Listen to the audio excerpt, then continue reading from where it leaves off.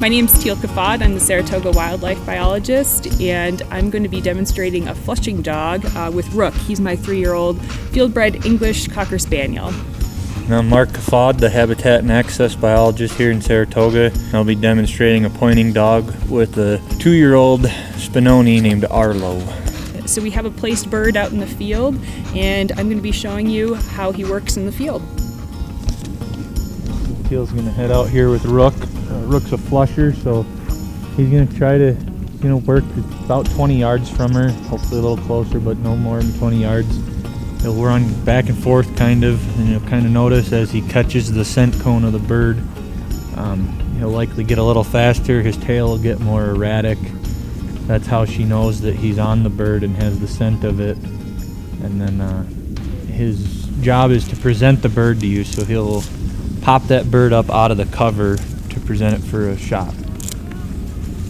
So we have the bird string tied around the bird's leg to a wooden dowel to kind of weight it down so we can reuse them for training purposes here. Good job! So Mark's going to be running Arlo. Arlo's a 2-year-old Spinoni Italiano, so he's a pointer, so it'll be much different than Rook in how he behaves in the field.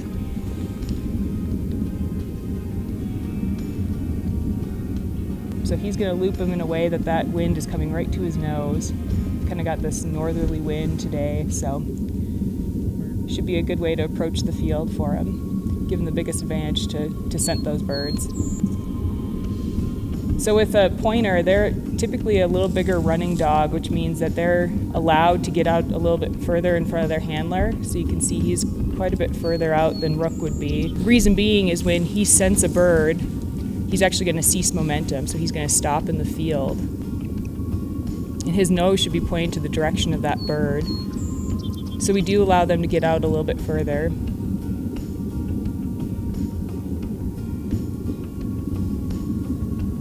Spinoni Italianos are kind of a fun pointer, and that's why Mark and I were certainly attracted to them, because they are a slower working pointer than like a German wire-haired pointer is, or an English pointer. They typically do work a little bit closer than those pointing dogs, but still allowed to range out a little bit further. We expect our dogs to cast quite a bit. You can see he's looking back to Mark for some direction. Being that he is a younger dog, he does check in with us a little bit more to kind of gain that confidence in the field. Spinonis are also really well known for their tracking capabilities, which is also a component of having a versatile pointing breed. And so you'll notice that he spends a lot more time on a track than, say, some of these other pointing, bigger running dogs would.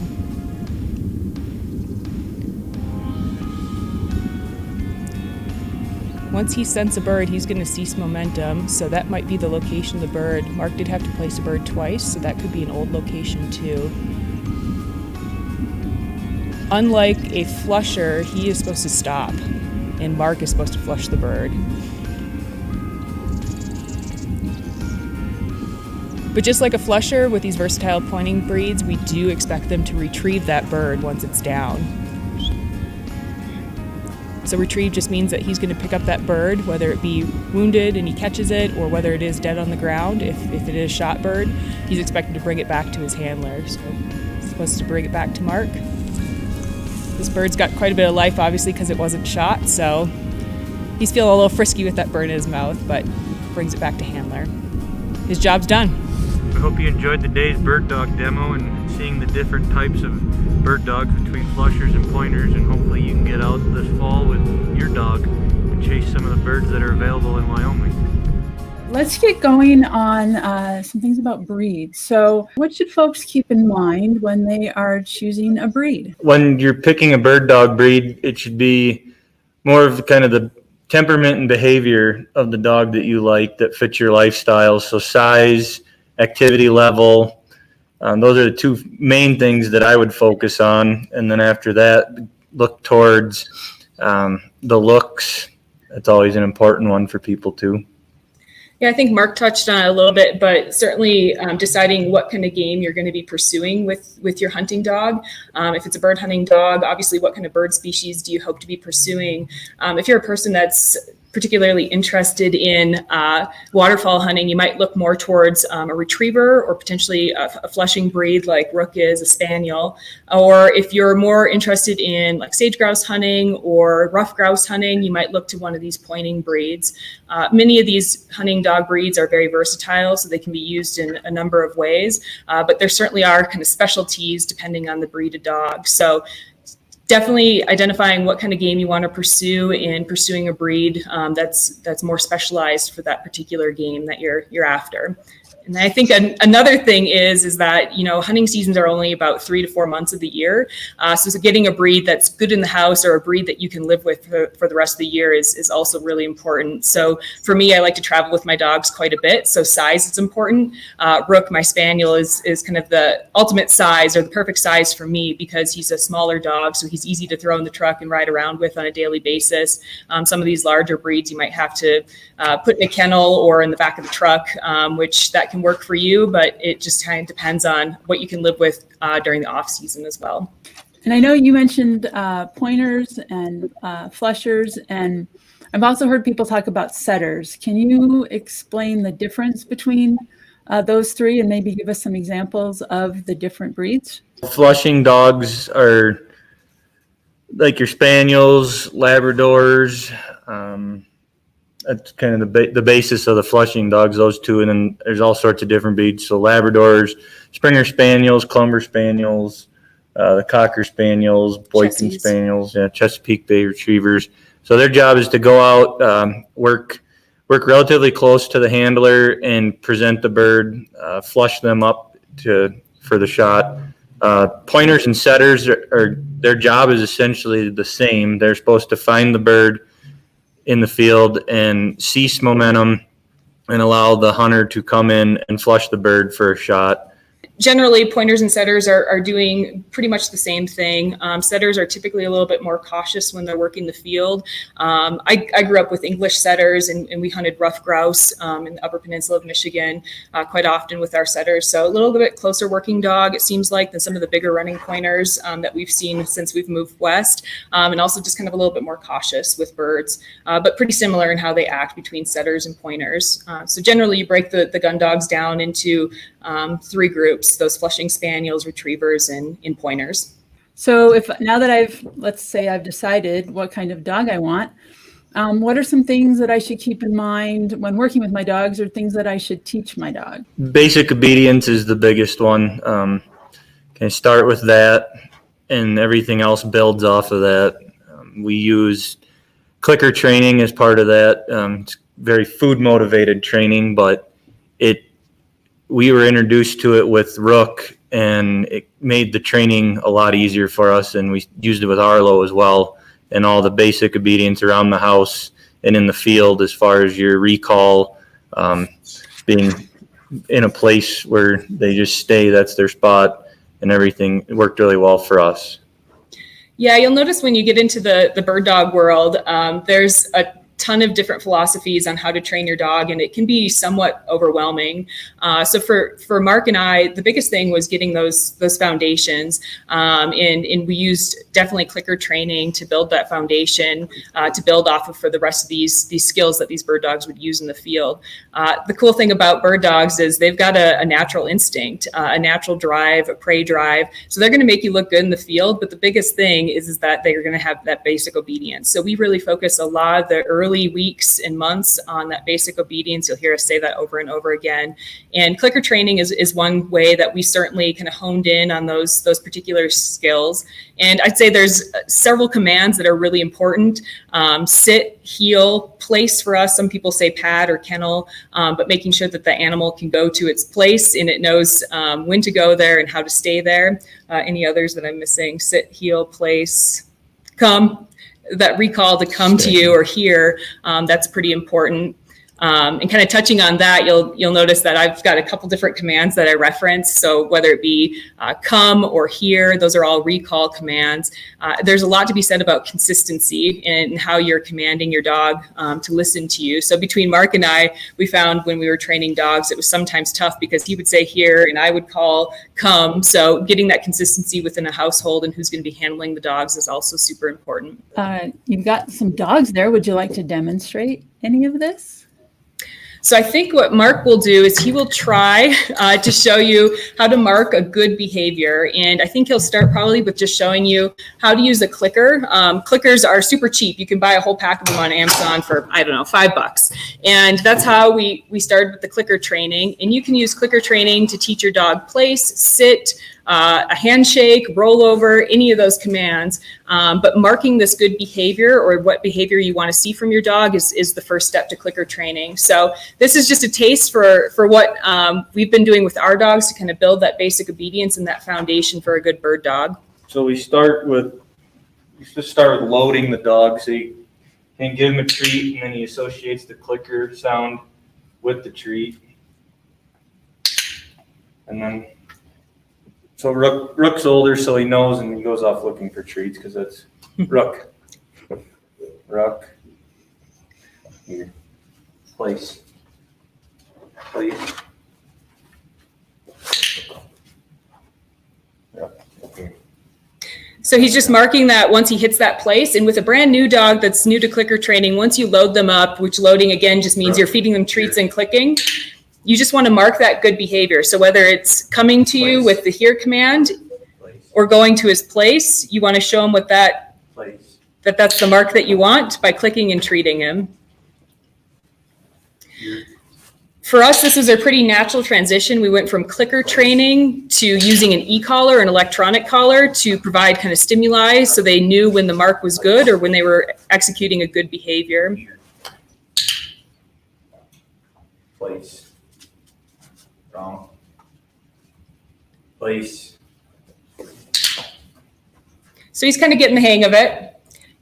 And you can do anything, like I said, with clicker training, just about anything.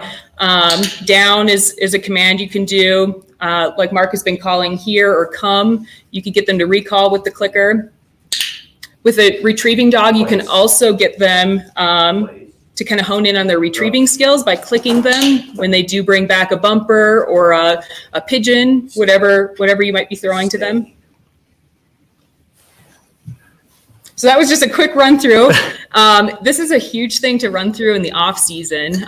So like I said, bird season, they're only like 3 to 4 months. So you have a lot of time during the off season to work on some of these skills. And you can see Rook is pretty rusty. So we might need to work on some of his clicker skills and some of this basic obedience during the next couple months. Are there other things that you wanted to talk about? Lots of bird contacts make bird dogs. So you got to have birds to make bird dogs. So whether that's going in the off season, going to bird farms, pigeons, quail, and then just using even the wild populations that are around to train with, or during hunting season. If you're gonna have bird dogs, you gotta be willing to take them to birds if you don't have birds locally. Yeah, lots of exposure, whether it be to birds is super important, or just to kind of terrain and conditions that you plan to be hunting in. So exposure to birds is certainly important, but especially with a new pup, getting them exposed to a bunch of different country and places that you anticipate hunting. So like for us, we like to hunt dusky grouse or blue grouse, and where we hunt those grouse, there's a lot of downfall timber. So even with a new pup, that can be pretty intimidating. And to build that confidence, just spending time in that kind of terrain during the off season is pretty huge. For dogs that you might expect to retrieve in the water, a lot of time in the water. In Wyoming, we have very short seasons for when the water's actually warm, and kind of a good time to get your dog out and used to water work is certainly June through July. So if you can get them out in the water, used to the water, liking the water during the off season, that is super important. And then additionally, I think looking into maybe some of the hunt clubs in your area, Mark has been kind of taking on the NA, or the natural ability testing, through the North American Versatile Hunting Dog Association. A lot of their trials or their tests are in the summer months. So that might be something to look into. It can certainly connect you with a lot of other bird dog and hunting dog owners. So pretty neat to take on that during the off season as well, to get your dog brushed up and ready to go for the fall. can you give us some tips on how to decide on a trainer model or finding a good mentor? There's lots of books, lots of DVDs. We used initially we started with the George Hickox DVDs and methods, and that's kind of where we picked up the clicker training. YouTube's a great source for a lot of training. There is a lot of it out there. One of the better ones we've found is Standing Stone Kennels. They're very consistent, and the quality of product that they put out is really good. Yeah, like I had mentioned, it can be almost kind of overwhelming because there's so many books out there, so many videos out there, so many YouTube channels now dedicated to dog training. And what will ultimately happen is that you probably patch pieces of advice that you hear from a bunch of different resources together to make the gun dog that you want. It's tough because sometimes you get into this comparison. You're comparing your gun dog to these other gun dogs that you might be seeing on YouTube and things like that. And maybe your dog's not to that certain level. But really grab from the resources things that you like and things that your dog are doing well and taking to, and kind of make it your own. And that was one thing with me with Rook. I really like the clicker training. I got to the point with like e-collar training where I was a little uncomfortable going kind of the methods that I saw on YouTube. So I kind of made my own method, and you'll kind of learn as you go what works for your dog and for you. So lots of resources out there, but don't get too caught up if your dog's not kind of responding like the dogs on the YouTube channels are. You'll make your own kind of training platform from there. And then as far as mentors, the clubs that Teal had kind of mentioned, NAVDA is a great one. As far as locally, there's a chapter in Cheyenne called the Frontier chapter, and there's a chapter it's called the Black Hills chapter, based out of south of Sundance, in the Carrot Creek area. And then as far as the western side of the state, there's one in eastern Idaho and one in Salt Lake. So those are great opportunities, at least for the pointing dogs, to have mentors from. Flushing dogs, there's retriever clubs, spaniel clubs, AKC Master Hunter program, getting into those kind of things. Trying to find people that do those things, coworkers, neighbors. I mean, a lot of people are into dogs. You can kind of find people if you're willing to communicate and talk with them. Yeah, even some of the groups like Pheasants Forever, Quail Forever, Ducks Unlimited, a lot of those people that are part of those memberships, they're oftentimes gun dog folks. So if you guys are attending banquets and things like that, you'll be amazed at how many connections you can make because people are really passionate about your dogs, their dogs. Yeah, I can't hardly stop talking about my dog when I'm in public. So sometimes we can be too much, but yeah, you'll probably find a lot of resources at some of these banquets and things like that through nonprofits. Looks like Kenny in Manville has a question. He struggles with his lab getting too far out. How can I keep him closer for hunting pheasants? I'd start in the off season. It's the best place to do it. As far as a physical means, a check cord's a great tool for that. Check cord's basically a length of rope. For Kenny in a lab, I'd start as short as possible and keeping the dog close. I think like 10 yards roughly. Start with that, and then once the dog's kind of picking up on that, moving towards an e-collar, and when the dog gets to a certain point, as far as what your comfortable distance is using that e-collar to let the dog know he shouldn't go any farther. That can be as simple as just using the vibrate or tone feature, not really any electronic stimulant on the dog. A lot of that's enough for most dogs.